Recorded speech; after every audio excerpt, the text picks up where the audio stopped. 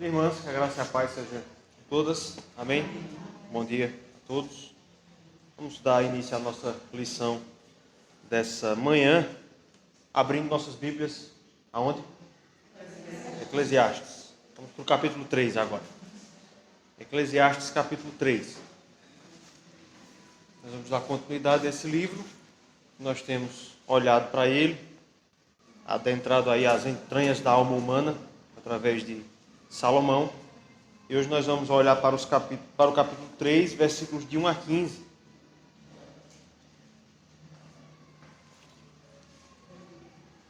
Enquanto as irmãs localizam aí, fazendo uma breve recapitulação, irmãs, daquilo que nós já vimos até aqui, nós já tivemos 3 estudos no livro de Eclesiastes. E nós já finalizamos os 2 primeiros capítulos. E eu expliquei semana passada, eu me lembro de ter mencionado, que o livro de Eclesiastes ele tem algumas divisões internas e principalmente 3 grandes partes. Os capítulos 1 e 2 são a primeira grande parte do livro.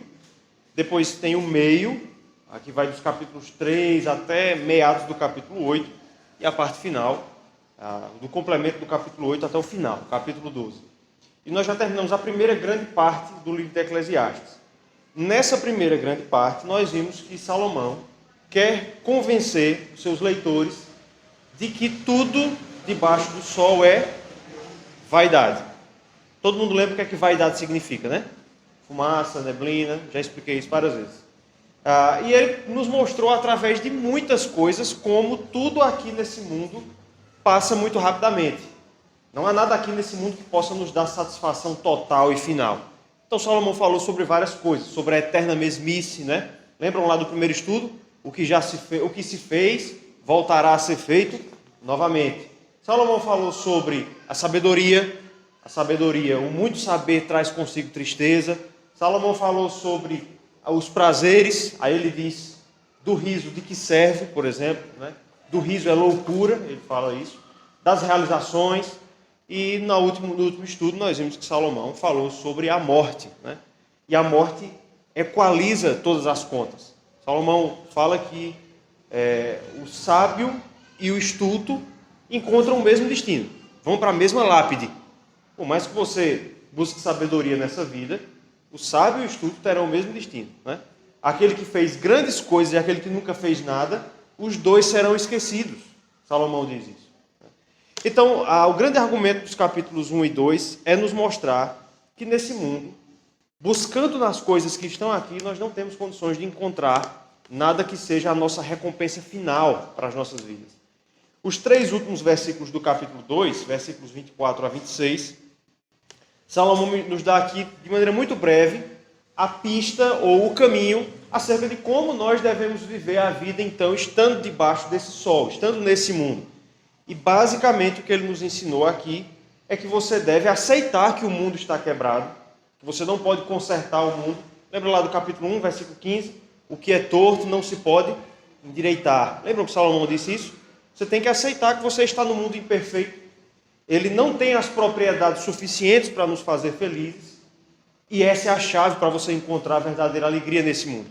Uma vez que nós entendemos que aqui nós não vamos encontrar nas coisas daqui a felicidade total, nós vivemos entendendo que esse mundo está quebrado e nós recebemos as alegrias que esse mundo tem como dom de Deus. O problema do ímpio é que ele tenta tirar dos prazeres mais do que eles podem dar.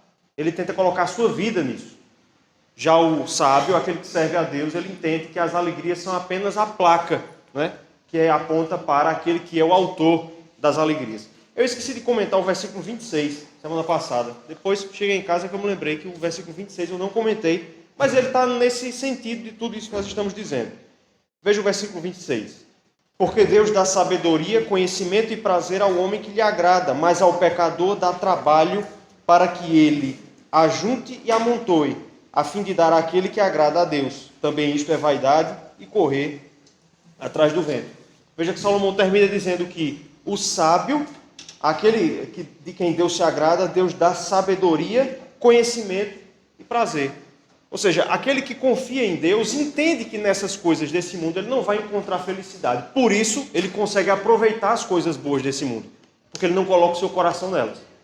Já o ímpio, como quer encontrar nessas coisas a sua realização, ele acaba não tendo alegria nenhuma. A única coisa que ele encontra é trabalho e cansaço, trabalho e enfado.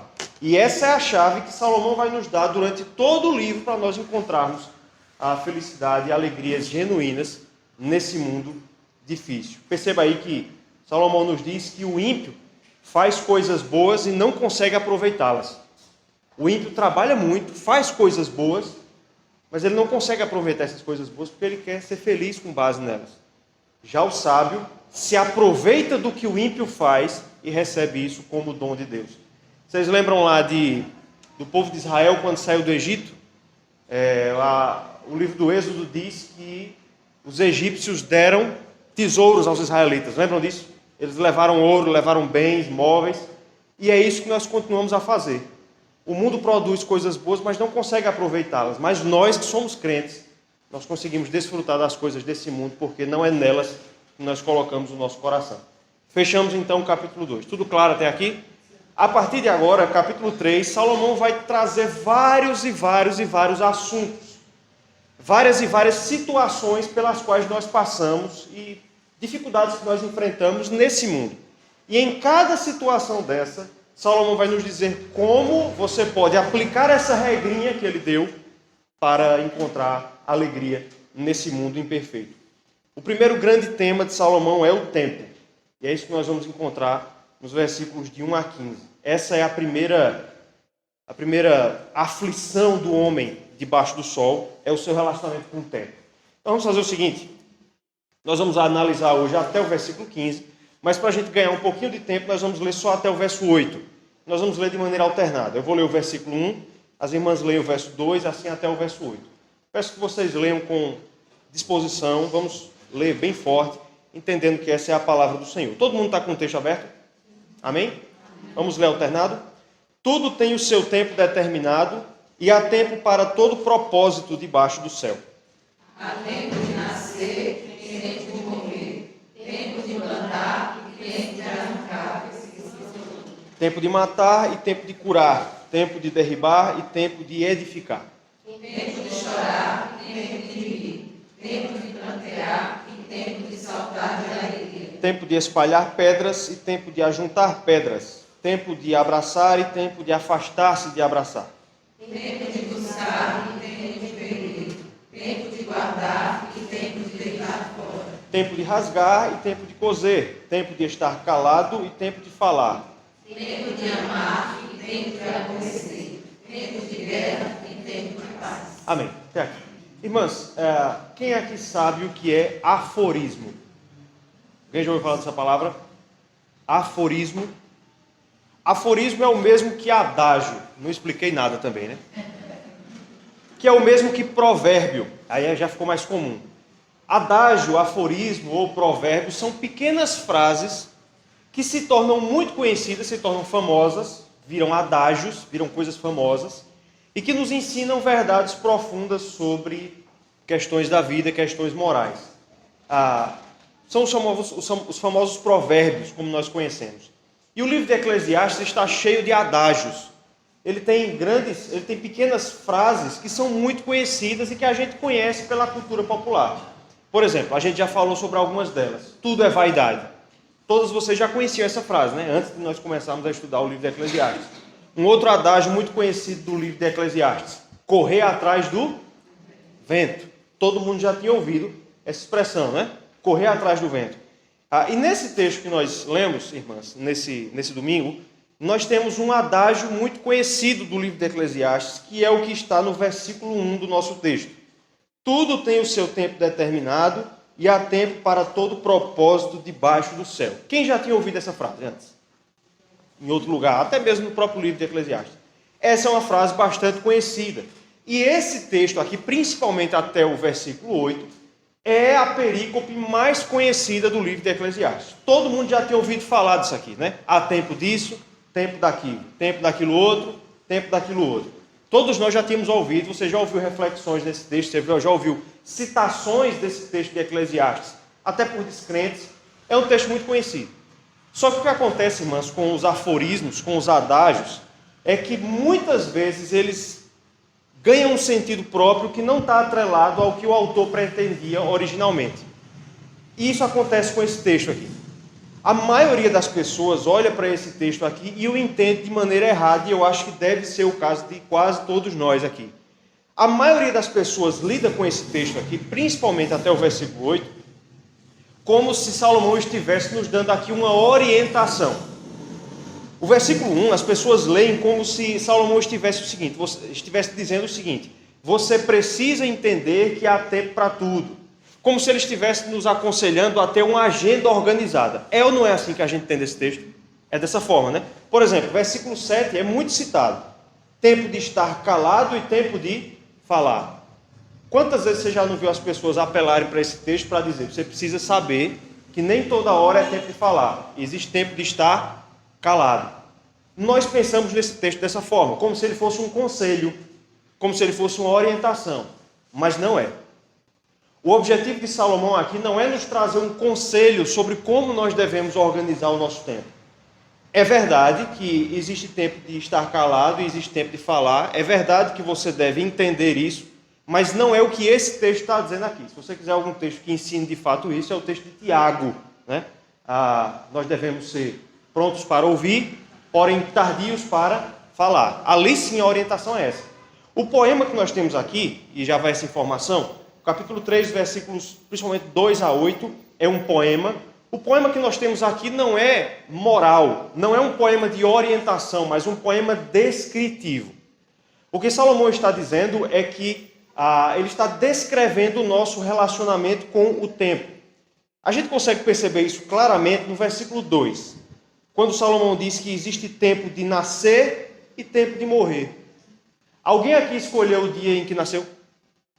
Alguém aqui mandou um SMS para a mãe antes de sair da barriga? Olha, o dia tal é melhor para mim, minha agenda está cheia.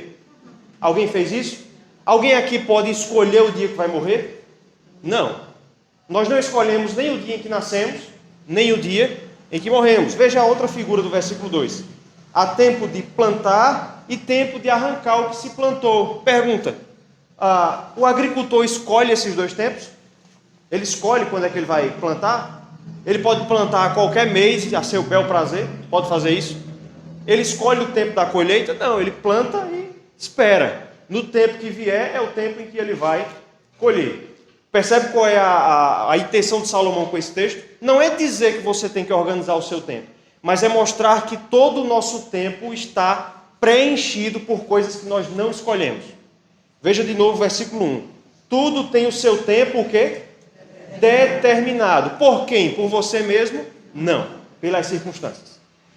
E ele complementa dizendo: há tempo para todo propósito debaixo do céu. O que Salomão vai nos mostrar nesse texto aqui é que o tempo que nós temos aqui nessa terra, desde o nosso nascimento, que já foi determinado por Deus, até a nossa morte, cujo momento Deus sabe, tudo que está no nosso tempo entre esses dois eventos já está determinado. Nós não escolhemos o que nós vamos fazer aqui. E esse é o nosso relacionamento com o tempo. Então, começando a perceber qual é a intenção de Salomão aqui. É por isso que um comentarista chamado Derek Kidner, que comenta o livro de Eclesiastes, ele chama essa perícope aqui dos versos de 1 a 15 de a tirania do tempo. A tirania do tempo. Na opinião dele, o tempo é um tirano.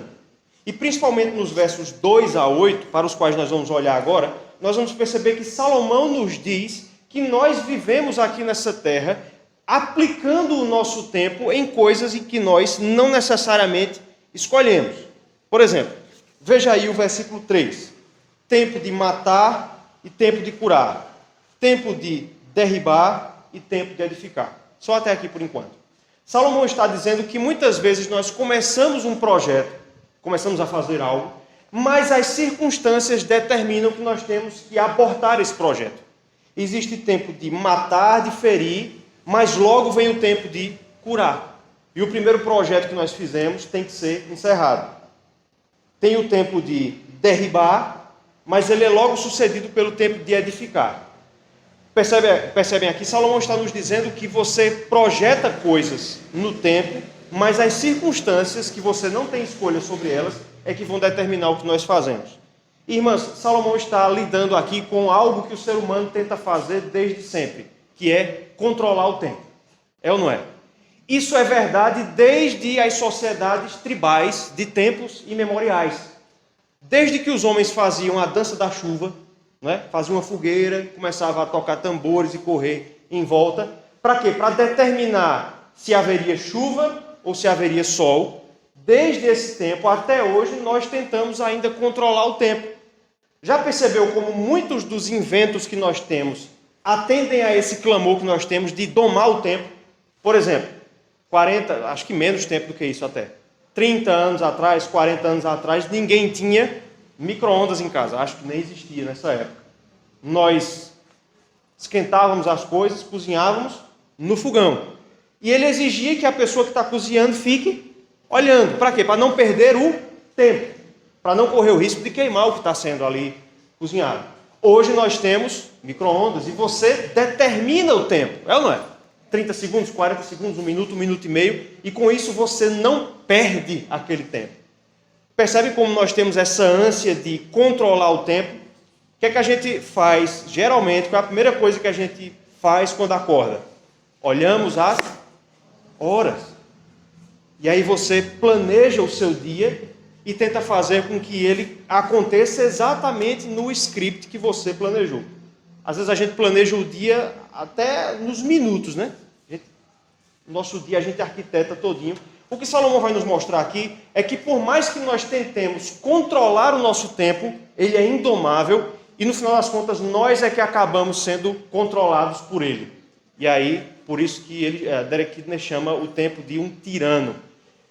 Tente olhar para algumas situações práticas do seu dia a dia, você vai conseguir perceber que isso é verdade. Você acorda bem cedinho, toma banho, se arruma, pega o carro, vai para Caruaru, para o médico, chega lá cedo, porque quer ser uma das primeiras para voltar cedo para São Bento, né? O dilema de quem é do interior é esse. O primeiro povo que chega no consultório pela vida pode saber, é do interior. Você chega lá cedo, de repente vem a secretária e dá aquela notícia que deixa todos satisfeitos. A médica não vem. E você perdeu a sua manhã. E ali o resto da semana vai ser determinado por aquela manhã que você perdeu também. Irmãs, não é comum acontecer isso? A gente planejar o nosso dia e no final a gente perceber que deu tudo errado. Perfeito, exatamente. Às vezes isso acontece com a semana. É uma experiência que eu tenho muito. Domingo à noite, eu faço muito isso, começo a planejar a semana e a segunda-feira sempre começa bem. Segunda-feira é bom nesse sentido. Terça, quarta, quinta. Na quinta, tudo que você quer que chegue logo ao final da semana para acabar aquela agonia. Pense bem aí, quantos dias no final do dia a gente chega dizendo assim, hoje eu fiz tudo. Hoje eu tive tempo de sobra. Alguém tem essa experiência aqui? Geralmente nós chegamos no dia dizendo o quê? O dia hoje foi uma loucura. É ou não é? Por mais que você se organize, por mais que você economize tempo aqui e ali, mas a gente vive nessa corrida de tentar domar o tempo, mas ele nunca consegue de fato ser domado. E isso se aplica a todas as experiências da nossa vida. Existe um comentarista chamado Emílio Garofalo Neto, eu tenho citado muito ele. Ele diz que, nesse texto aqui, Salomão está lançando mão de uma técnica literária chamada de merisma. É quando o autor quer designar tudo citando seus extremos. É o que acontece principalmente no versículo 2. Quando Salomão diz que há tempo de nascer e morrer, ele está compreendendo tudo que está entre essas duas partes. Ou seja, todo o tempo dentro desses dois eventos está previamente determinado. E por isso, nossos planos são frustrados. É a experiência que nós vimos no versículo 3. Às vezes a gente chega no fim do dia e nós dizemos a seguinte frase: hoje eu não tive tempo para nada. Mas veja que isso é uma mentira. Algum dia tem mais tempo do que o dia anterior? Não, todos os dias têm o mesmo número de horas. Mas por que nós dizemos hoje eu não tive tempo para nada? O que você está, na verdade, dizendo é que todo aquele dia foi alocado em coisas que você não queria fazer. Você fez por obrigação. Todo mundo aqui acorda cedo, né? Porque quer ou porque precisa? Há muitas pessoas que gostam de acordar cedo, mas nós acordamos cedo porque nós temos que fazer isso. E pode olhar o seu script diário que você vai ver que, no mínimo, 90% das coisas que você faz não são de sua escolha, são determinadas. Você acorda o menino cedo para ir para a escola, por quê? Porque ele disse que queria ir para a escola naquele dia? Não, porque você tem que fazer isso. Você começa a trabalhar, você tem a opção de ligar para o patrão e dizer: hoje eu não vou não, amanhã. Não. Oi? Vou chegar mais tarde um pouquinho, né? Aí o patrão disse: faz o seguinte, não vê nunca mais. Nós acordamos cedo por quê? Porque temos que fazer isso. Nós fazemos as coisas durante o dia, por quê? Porque nós somos obrigados a isso. Pense bem, durante um dia, durante uma semana, quantas coisas nós fazemos porque de fato escolhemos fazer? Poucas, né? Agora, quantas nós fazemos por obrigação? Quase tudo, né? Quando a gente era criança era o contrário, né? Você tinha tempo livre para tudo, você preenchia o tempo com aquilo que você queria fazer. Esse é o maravilhoso mundo das crianças, né? Oi?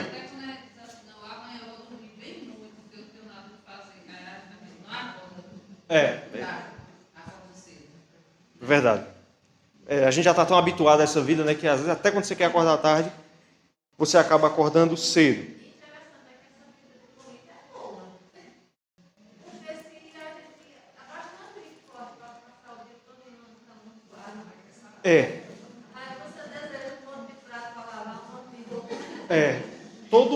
Todo ano, eu tenho todo ano, a gente já faz isso, o Islândia sabe.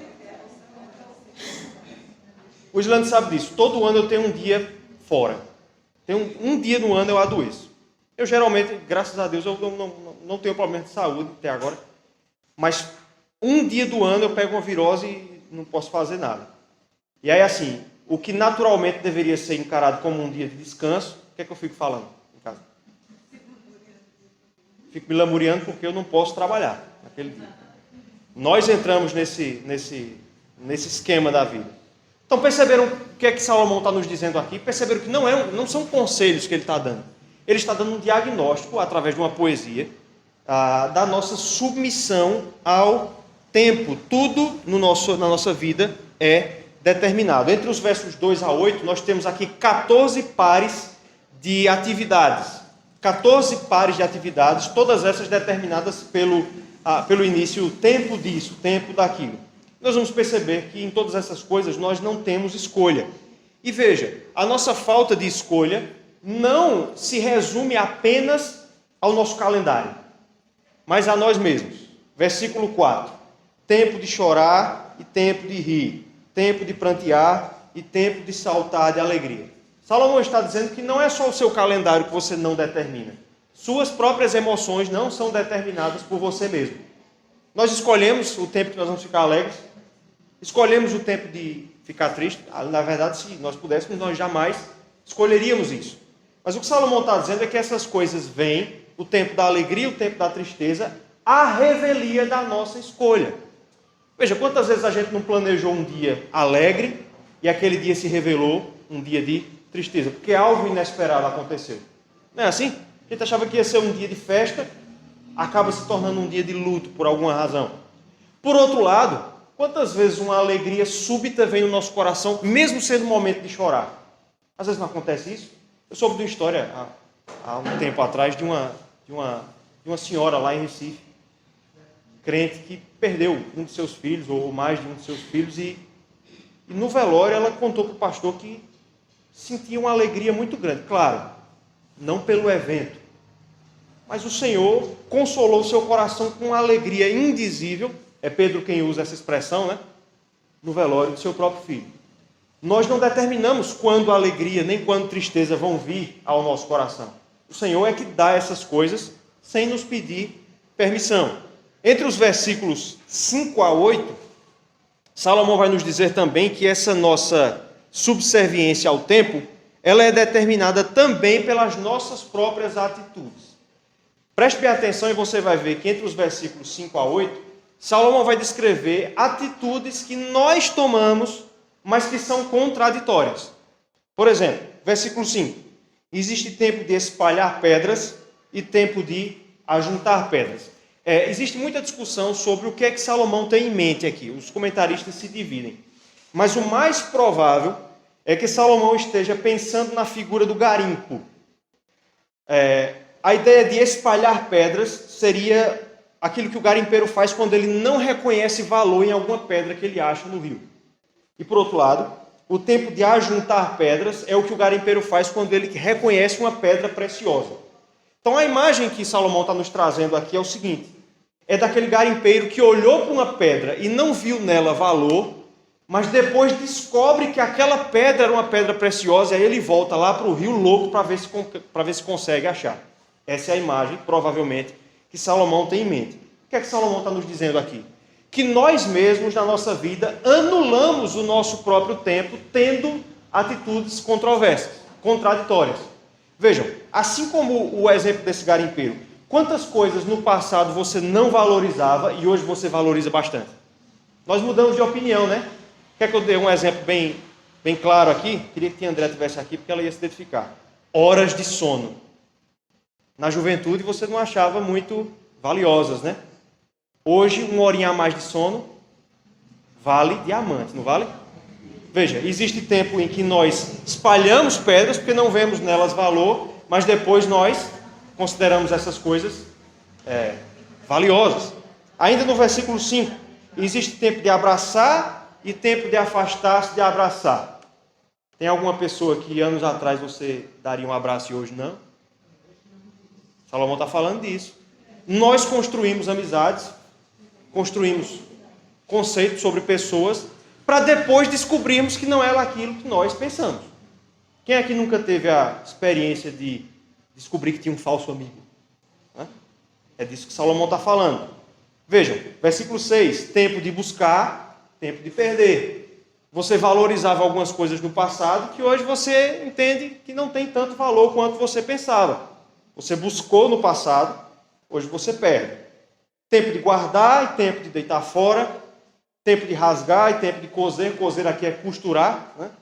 Tempo de estar calado, tempo de falar. Tempo de amar e tempo de aborrecer. Coisas que antes nós amávamos, hoje aborrecemos.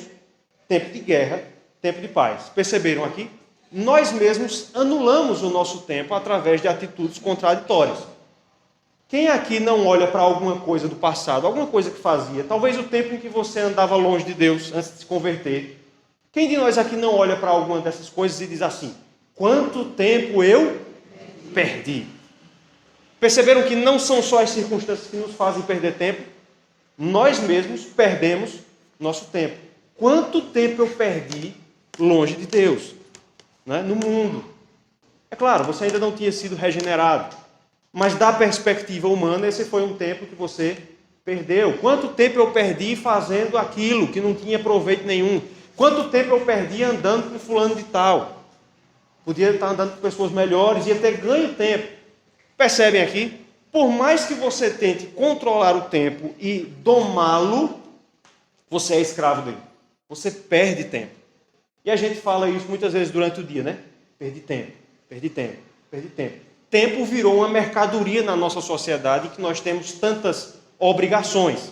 Aliás, é exatamente desse conceito que surgiu a frase: tempo é dinheiro. Isso é verdade, porque o tempo pode ser empregado em alguma atividade econômica, mas mostra bastante como nós vivemos numa sociedade sem tempo.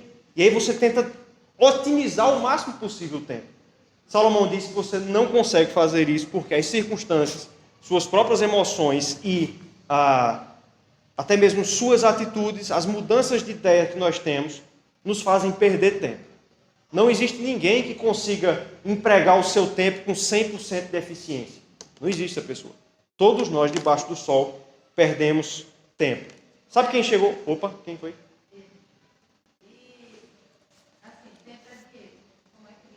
Tempo é dinheiro.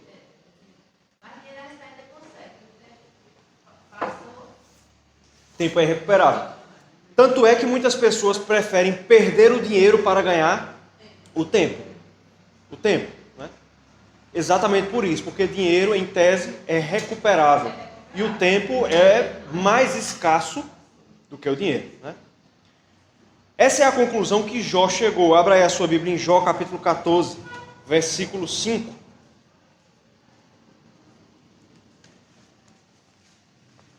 Jó 14, 5.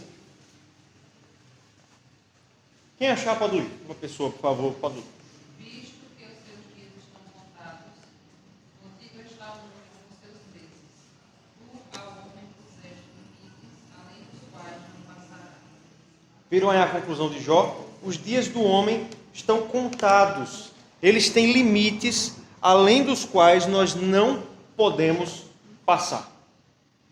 Essa é a conclusão que Salomão chega. E aí nós vamos agora...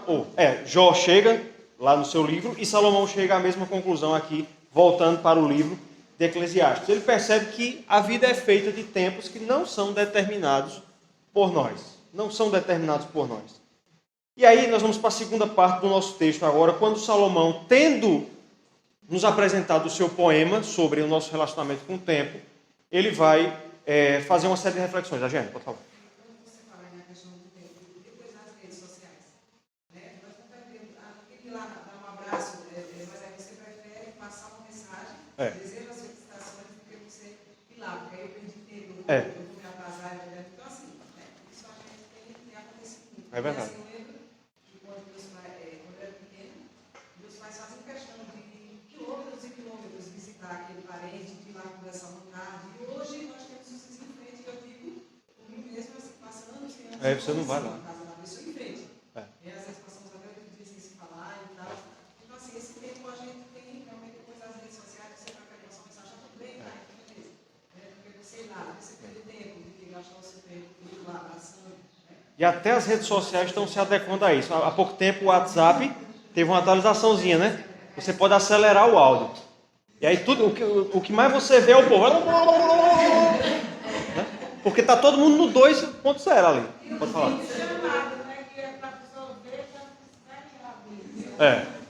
Pode falar. Esses dias eu estava passando, pensei, eu acho que tem vez, eu faço uma mensagem para mim, mas é estranho. Ela está falando muito rápido. Eu disse, tem cara que não tem nada, eu vou ter que falar com ela, está acontecendo alguma coisa, e aí eu disse, vou ver o vídeo. Quando eu vi, não, isso, que é necessário, não chegou, eu disse, tem nada, eu vou ter lá de manhã, que a senhora acelerou o áudio, e eu disse, eu não sabia.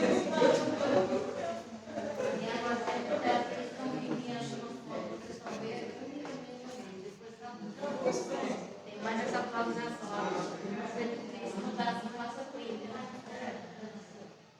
Até aqui tudo claro?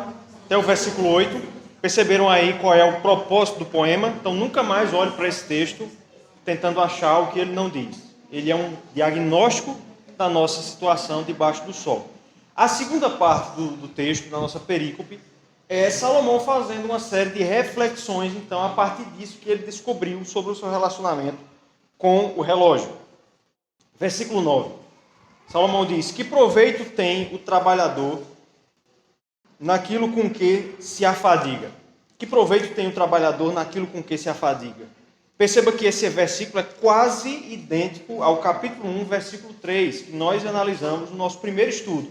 Que proveito tem o homem de todo o seu trabalho com que se afadiga debaixo do sol? E praticamente repete o versículo 3 do capítulo 1. A gente já entendeu que a palavra proveito, eu expliquei lá no primeiro estudo, nesse texto significa lucro, significa vantagem. O que Salomão está dizendo é, uma vez que seus dias estão contados, lembra do texto de Jó? Os dias do homem estão contados, você não pode alterar os limites do tempo. Uma vez que os dias estão contados, qual é o lucro que nós temos tentando acelerar as coisas, tentando ganhar tempo? Essa é uma coisa que as pessoas não percebem, mas Salomão tenta fazer com que nós percebamos. Toda a pressa que nós temos no mundo é em vão. Aliás, para usar uma palavra mais adequada ao nosso contexto, é vaidade. Não adianta você se apressar, não adianta você tentar ganhar o máximo de tempo. Os limites da nossa vida continuarão definidos por Deus para uma data que nós não sabemos. Por isso nós não conseguimos ter lucro, proveito, por mais que você tente acelerar as coisas que você faz. Salomão tentou fazer isso e ele diz qual foi o resultado da sua experiência no versículo 10. Viu o trabalho que Deus impôs aos filhos dos homens. Ele está falando aqui exatamente da nossa luta por acelerar o tempo, por ganhar tempo. Salomão disse que ele viu esse trabalho que Deus impôs aos filhos dos homens para com ele fazer o quê? Os afligir. colocar sobre eles a aflição. E veja se não é isso que a nossa sociedade tem experimentado. Qual é o resultado dessa nossa sociedade apressada? Nunca foi tão comum as crises de ansiedade, né? Você já percebeu? Eu ia falar até sobre, quando a gente falou sobre a busca por sabedoria, por conhecimento, mas acabou passando em vão passando batida essa figura que eu ia usar. Já percebeu como às vezes a gente desbloqueia o celular só para ver se tem mensagem nova? Ele não tocou, não aconteceu nada, mas você... Existe até um aplicativo que você pode baixar no celular, ele contabiliza em um dia as vezes em que você desbloqueou o celular. No fim do dia você pode ver. Muitas pessoas colocam isso para perceber, e aí o número é assustador, viu? O número de vezes em que você abre o celular, você não vai fazer nada, mas você simplesmente desbloqueia para ver se tem alguma coisa nova. Isso é o sinal de uma sociedade aflita por causa do tempo, ansiosa por causa do tempo. Oi? É muito comum um caso de morte, Uhum. morreu uma pessoa muito jovem, criança, jovem, a família diz, ou os repórteres dizem, morreu muito precoce, muito jovem, tinha uma vida pela frente. Aí em cada tinha uma vida pela frente, não, porque o dia foi determinado para que encerrasse ali. Verdade. Mas aí como que não é conhecedor disso, desse tema, aí é que fica aflito, né? Porque Exato. não entende. Exatamente. O resultado da experiência de Salomão, então, foi a aflição. E é o que a nossa sociedade tem experimentado. E talvez é o que muitos de nós experimentamos todos os dias. A gente tenta tanto vencer o tempo, mas o único resultado... Veja, Salomão diz aí que ele não conseguiu mudar o tempo, não aproveita o versículo 9, mas essa corrida mudou ele. No sentido de que ele se tornou uma pessoa aflita. E é isso que acontece conosco. Quando a gente tenta apressar o tempo, tentar vencer o tempo não vai mudar. O dia não vai passar a ter 25 horas só porque você quer, por mais que você corra. Mas você vai mudar. Você vai se tornar uma pessoa mais ansiosa, mais aflita, por causa dessa corrida. Tem... É.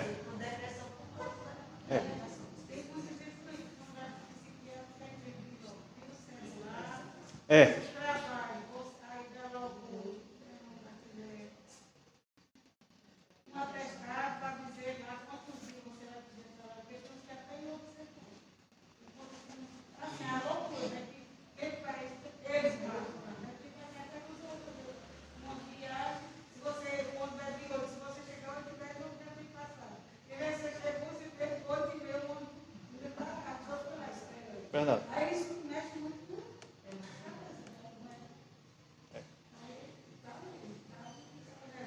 É cada vez mais comum, por exemplo, período de férias, por exemplo. Há décadas atrás, as pessoas tiravam seus 30 dias de férias sem dificuldades. Hoje é cada vez mais comum o número de pessoas que não conseguem tirar 30 dias de férias. Eu não estou dizendo, não, porque não consegue, porque não quer. Porque não quer. Assim, isso acontece por razões econômicas, mas o que eu estou dizendo é o seguinte: eu tenho visto cada vez mais pessoas que dizem assim: se eu tirar 30 dias de férias, eu enlouqueço. Porque não consegue parar. Eu não estou dizendo que seja errado tirar menos, tá certo? Ou parcelar, não. Mas eu quero que vocês percebam o diagnóstico da sociedade que nós vivemos. Está entendendo? Em que nós não aceitamos paralisação do tempo. As pessoas não querem parar. Está entendendo? Existe um filme, eu assisti esse filme... Nem com a pandemia não se parou. Exato. Existe um filme, eu assisti esse filme na sexta-feira. No Brasil ele foi foi lançado como Não Me Abandone Jamais. É o nome desse filme, Não Me Abandone Jamais. Foi lançado em 2010. Ele se passa numa realidade paralela, num universo diferente do nosso, em que a medicina avançou tanto que as pessoas já fazem clones de si mesmas. Então as pessoas mandam fazer um clone de si mesmo. Aquele clone, ele vai nascer, vai se tornar uma pessoa, né? E ele vai crescer numa escola, mas a finalidade daqueles clones ali é, quando chegarem à fase adulta, doarem seus órgãos. E aí a pessoa, o original, quando precisar, quando tiver uma doença, quando tiver um câncer, vai se servir do órgão do seu clone. E aí, por causa disso, no filme, a expectativa de vida já passou de 100 anos, por causa disso. Inclusive, várias cenas, é aquele monte de velhinho na rua. E o filme mostra a vida dos clones. A expectativa e quando eles são crianças, eles já são avisados disso já. Vocês são clones. A expectativa deles é viver 20, 25, 30 anos. Eles vão fazer a primeira doação, segunda, na terceira pegou um órgão vital, tchau. Eles são avisados disso. E aí o filme mostra como eles tentam viver lidando com essa certeza da morte. E mais, sabendo quando vão morrer. Esse é o pior. Saber quando vão morrer. Então, tem um detalhe no filme, uma lei é aprovada, ou melhor, eles ouvem falar de que há uma lei que diz que se dois clones provarem que estão apaixonados, que se amam, porque no filme existe dúvida se os clones eram pessoas, se eles tinham almas, mas se eles conseguirem provar que se apaixonaram, eles conseguem o direito de ter mais 3 ou 4 anos juntos, antes de começar a doar seus órgãos. E aí o casal protagonista, né, boa parte do filme tenta ganhar esses 3, 4 anos. No fim do filme, na última cena do filme, a personagem principal, ela diz assim: o que não tenho certeza é se nossa vida foi tão diferente da vida das pessoas que salvamos. Todos nós completamos. Talvez nenhum de nós realmente entenda o que viveu ou sinta que teve tempo suficiente. O que o filme está dizendo é: nós, que não estamos nesse universo, não temos vidas tão diferentes da dos clones. No filme, eles lutam para ganhar tempo. Ganhar 3, 4 anos. E não é assim que nós vivemos? Correndo, correndo, correndo, como se fosse possível ganhar tempo, se esquecendo de que nosso tempo já está predeterminado pelo Senhor. No versículo 11, Salomão vai nos explicar por que nós temos essa corrida contra o tempo. Por que é que nós lutamos tanto para, entre aspas, ganhar tempo? O que ele diz aí é o seguinte, versículo 11. Tudo fez Deus formoso no seu devido tempo.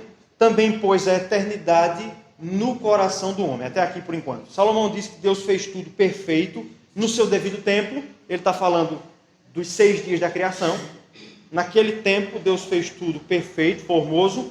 E naquela época, quando o ser humano foi criado, no 6º dia, Deus colocou a eternidade no coração do homem.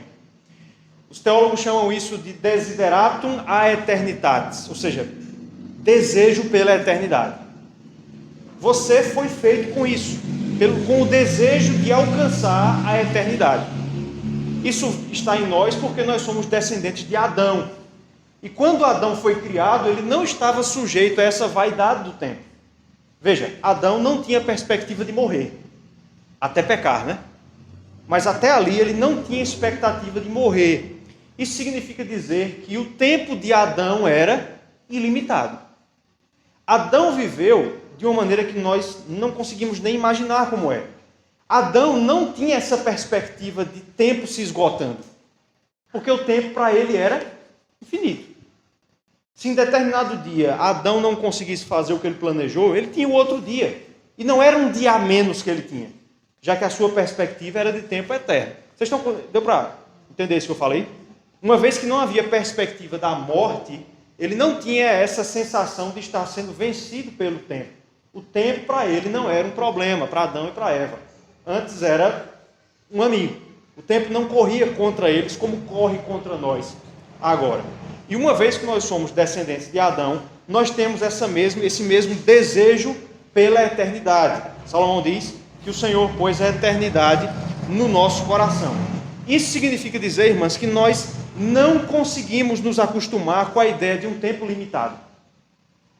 A gente não consegue se acostumar com a ideia de um tempo limitado. Já percebeu como a gente tem facilidade de se viciar em algo? O que é vício? É você dedicar a algo mais tempo do que aquilo merece. Por que nós fazemos isso?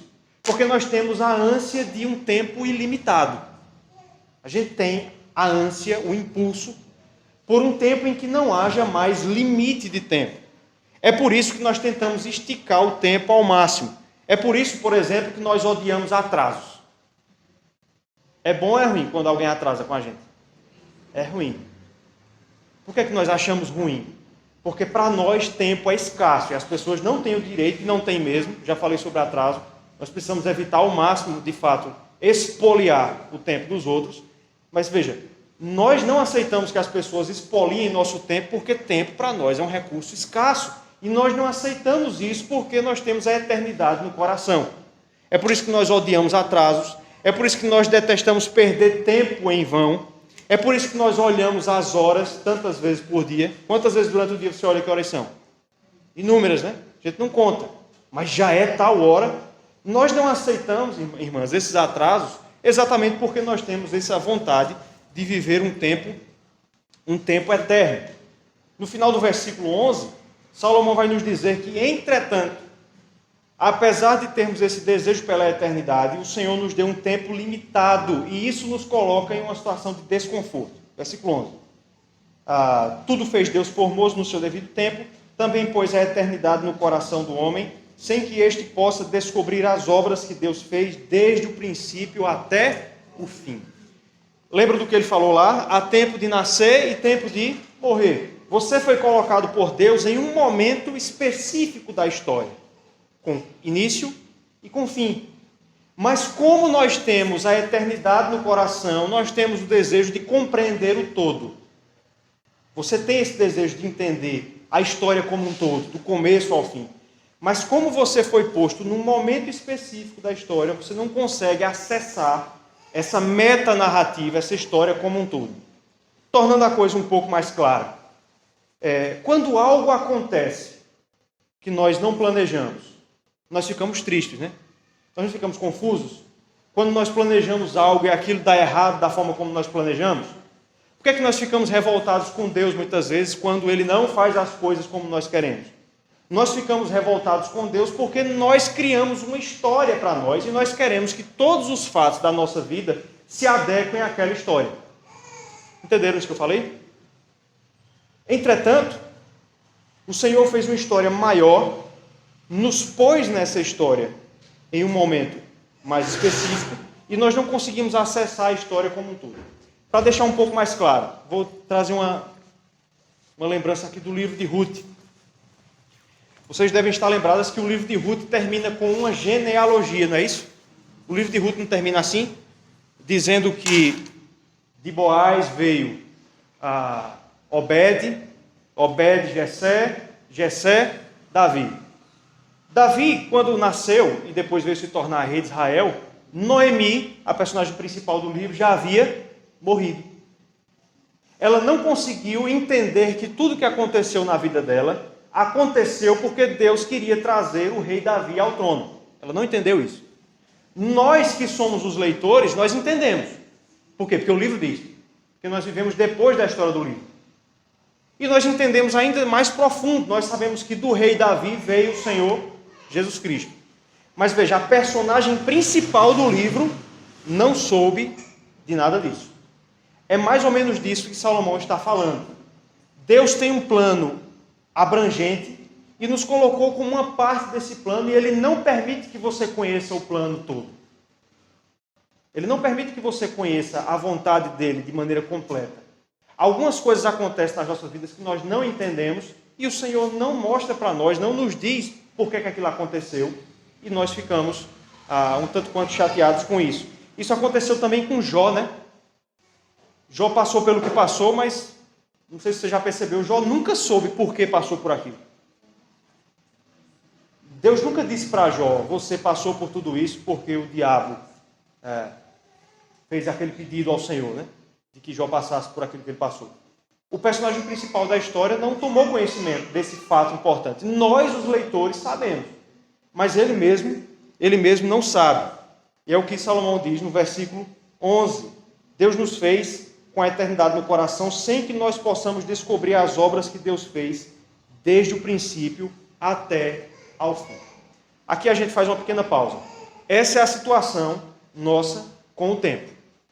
Nós vivemos debaixo dos efeitos do tempo, lutando contra ele e ficando insatisfeitos porque nós temos a eternidade no coração. Porque nós queríamos viver sem limitação de tempo. Você queria ter tempo para tudo, mas você não tem. A partir do versículo 12, Salomão vai nos dizer então o que é que nós devemos fazer diante disso. Sabendo que nós vivemos debaixo da tirania do tempo, o que é que nós devemos fazer? Irmãs, até aqui, está dando para entender aquilo que eu falei?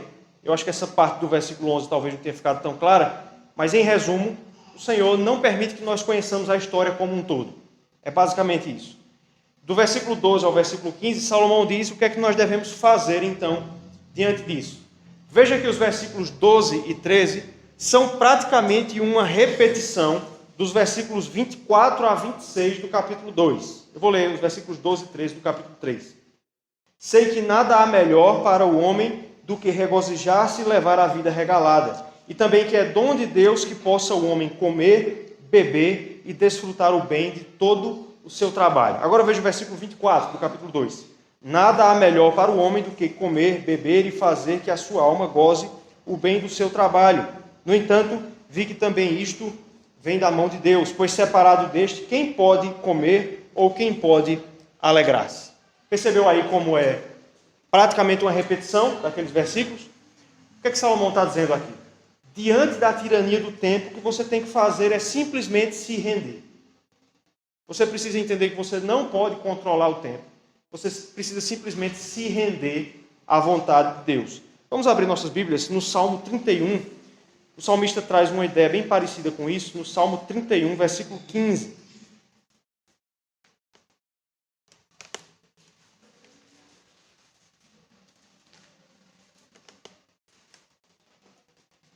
Salmo 31, versículo 15.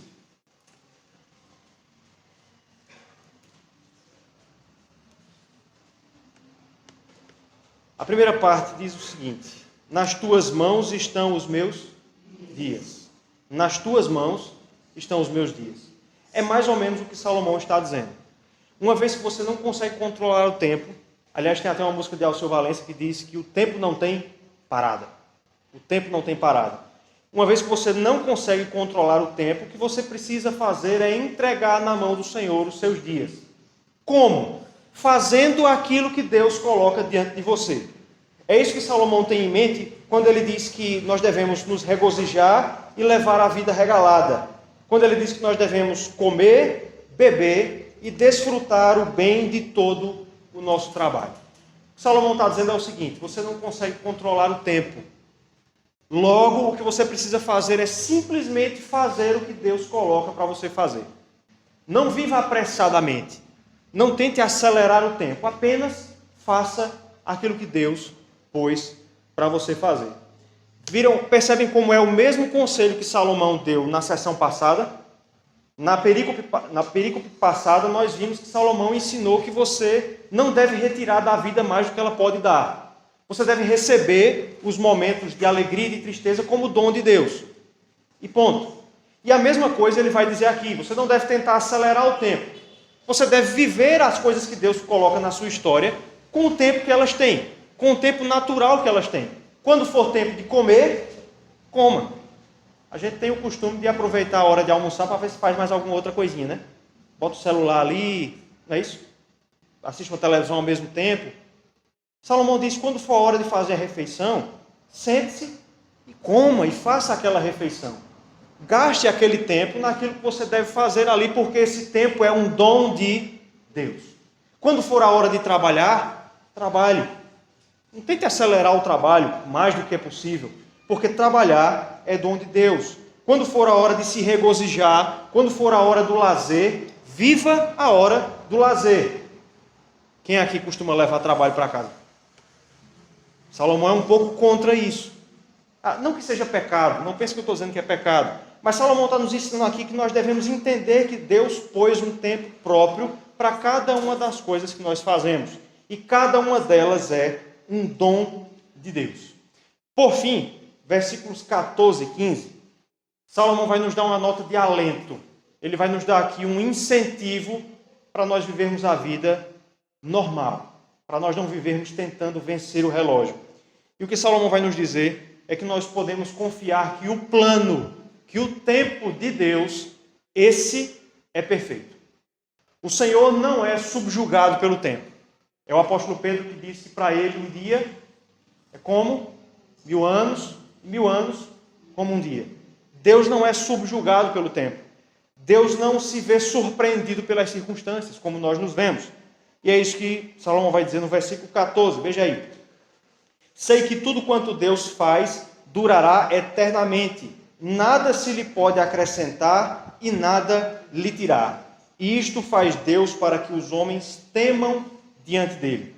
Salomão está dizendo que tudo que Deus faz dura eternamente. Lembram lá do capítulo 1, eu vou até voltar aqui, peço que você volte rapidinho para o capítulo 1, versículo 9. Veja aí, o que Salomão falou sobre nós, sobre o homem. Eclesiastes 1:9. O que foi é o que há de ser, e o que se fez, e isso se tornará a fazer. Salomão falou isso sobre nós. Nossas obras não são eternas, mas as obras de Deus são eternas. Tudo quanto Deus faz durará eternamente. Nada se lhe pode acrescentar e nada se pode tirar. Salomão está dizendo que Deus pôs um plano, determinou um plano nesse mundo, e esse plano é perfeito. Ele não passa por alterações, por correções. Ninguém pode acrescentar nada ao decreto de Deus, nem tirar nada desse decreto. Não foi Jó que disse que nenhum dos planos de Deus pode ser frustrado? Lembram disso? Jó 42, versículo 2. Salomão alude a essa ideia. Ninguém pode alterar o plano de Deus e ele é um plano perfeito. Por isso nós podemos desacelerar, descansar, na certeza de que nada irá frustrar o plano de Deus. Tem uma nota bem interessante no finalzinho do versículo 14. Isto faz Deus para que os homens temam diante dele. Por que é que Deus não nos revela a sua vontade em todos os aspectos? Por que é que existem coisas que acontecem no mundo que nós não entendemos por que é que Deus permitiu aquilo? Por exemplo, pandemia. Alguém aqui consegue dizer Deus permitiu a pandemia por isso? Alguém aqui tem certeza? A resposta é: por que é que Deus permite que haja atrasos no mundo? Por que é que Deus permite que haja coisas que nós não explicamos? A resposta é: para que nós temamos o Senhor. Se Deus revelasse tudo, se Ele permitisse que nós conhecêssemos tudo, nós não temeríamos o Senhor. Vocês lembram lá daquele texto, acho que é Marcos capítulo 6, quando os homens da Galileia descobrem que Jesus estava se proclamando o Messias, e aí eles dizem assim: mas aquele rapaz ali, filho de José, o carpinteiro, filho de Maria, ele? E não creram que Jesus era o Cristo. Por que eles não creram em Jesus? Porque achavam que conheciam o Senhor Jesus Cristo. Que conheciam tudo sobre Ele, conhecendo seu pai e sua mãe. A mesma coisa acontece conosco. Se Deus permitisse que nós conhecêssemos tudo, toda a história, nós não temeríamos o Senhor. Deus permite que muitas coisas fiquem ocultas para nós, para que nós depositemos nele a nossa confiança. Confiar quando nós sabemos o que vai acontecer, irmãs, é fácil. É fácil. Confiar quando a gente sabe o que vai acontecer, é fácil. Não é? Agora, confiar sem saber o que vai acontecer no futuro, confiar quando o tempo para nós é incerto, aí é que é difícil. Lembra dos amigos de Daniel? Deus não disse se eles seriam livres ou não da fornalha. Tanto é que eles dizem: se o Senhor nos livrar, bem. Se não nos livrar, bem também.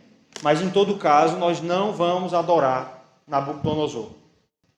Confiança é quando nós não sabemos o que vai acontecer. E nós confiamos. Isso é confiança. Deus não revela tudo para que nós confiemos nele. Último versículo, e eu vou terminar com uma sobra de tempo ainda. Vejam aí como eu venci o tempo hoje, está vendo? Está vendo? Último versículo, versículo 15. Esse é um versículo bem enigmático. Inclusive existem dificuldades de tradução nesse versículo. Veja aí. O que é já foi, e o que há de ser também já foi. Deus fará renovar-se o que se passou. O Islã, o que é que significa esse versículo? Não sabe? Esposa do presbítero não sabe. Oi.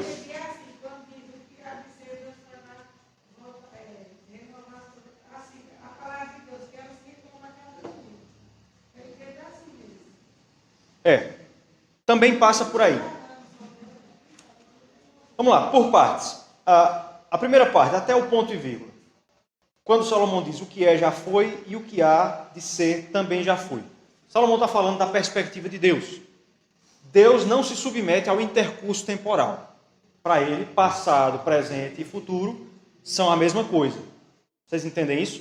Lembram lá de Romanos 8, quando Paulo diz que aqueles que o Senhor conheceu, a estes predestinou, a estes justificou, e por último a estes glorificou. Perceberam que Paulo fala disso no passado, mas nós não fomos glorificados ainda. Alguém aqui já está com seu corpo glorificado? Não. Mas Paulo fala no passado porque, na perspectiva divina, é algo já realizado. É do que Salomão está falando. O plano do Senhor já está feito. O que para ele é, já foi. E o que há de ser, o que é futuro, para o Senhor também já é passado, já é algo concretizado. A última frase é a que é mais problemática. Quando Salomão diz, Deus fará renovar-se o que se passou. Uma outra tradução traz a seguinte versão. Deus chama de volta cada evento. Deus fará renovar-se o que se passou. Deus chama de volta cada evento. O que Salomão está fazendo aqui, provavelmente, é nos dando uma nota de consolação. O que ele está dizendo aqui é que todo o tempo que nós perdemos nessa terra, com as muitas coisas que eu citei no começo, todo o tempo que a gente perde aqui, um dia o Senhor vai nos devolver esse tempo. E aí eu sei que você está pensando agora no céu, não é isso? É quando eu ressuscitar, que não houver mais morte, todo o tempo será restituído. Mas não é exatamente disso que Salomão está falando. É verdade que nós vamos viver eternamente no céu. Não haverá limite de tempo ali. Tanto é que Paulo diz que os sofrimentos da presente era não se comparam com aquilo que está no porvir. Mas não é exatamente disso que Salomão está falando aqui. O que Salomão está dizendo é que no futuro, quando o Senhor revelar o seu plano completo, nós vamos perceber que tudo o que aconteceu conosco aqui fez sentido. Contribuiu com esse plano.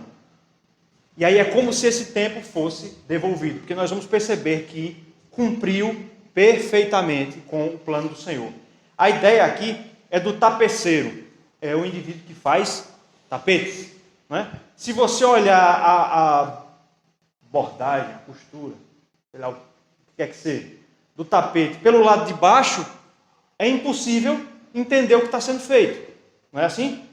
A nossa presente vida é como alguém que olha uma tapeçaria pelo lado de trás, pelo lado de baixo.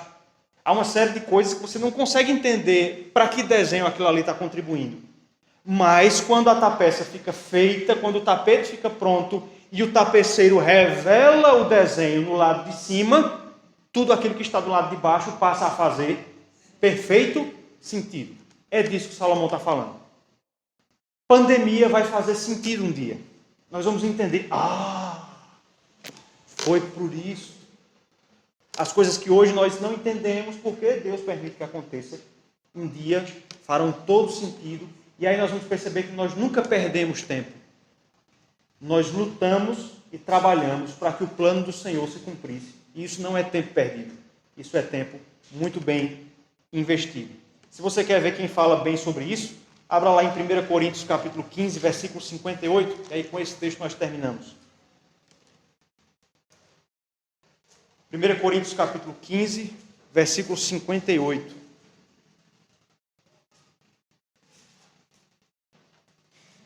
E eu quero que vocês lembrem que o tema de Paulo aqui é a ressurreição, tá certo? É quando nós ressuscitaremos na volta de Cristo. Tenha isso em mente. O tema aqui é a ressurreição no capítulo 15 de 1 Coríntios.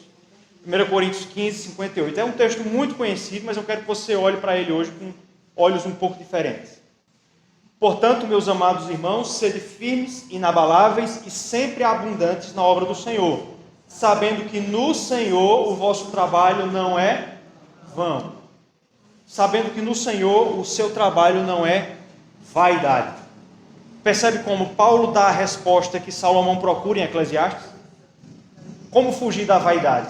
A resposta é confiando no Senhor. Você quer deixar de perder tempo?